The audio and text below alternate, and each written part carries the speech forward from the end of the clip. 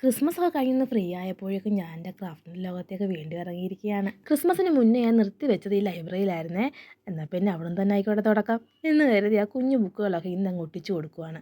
ഈ കാർഡ്ബോർഡിനുള്ള വിസ്താരം അല്പം കുറവായതുകൊണ്ട് ഈ ഒട്ടിച്ചു കൊടുക്കുന്നതൊക്കെ ഇത്തിരി പ്രയാസമാണ്. എന്നാലും വളരെ ബുദ്ധിമുട്ട് ഞാൻ ഇത്രയൊക്കെ ആക്കി എടുത്തിട്ടുണ്ട്. ഇനി ഇത് മറ്റൊരു കാർഡ്ബോർഡിനുള്ളിലേക്ക് അങ്ങ് കയറ്റി വെക്കുവാണേ. ഇതിൻ്റെ വർക്ക് ഇപ്പോഴും കംപ്ലീറ്റ് അല്ല, ഏറെ വർക്കുകൾ ഇനിയും ബാക്കിയാണ്. കുറേ ഐഡിയാസും തലയിലുണ്ട്.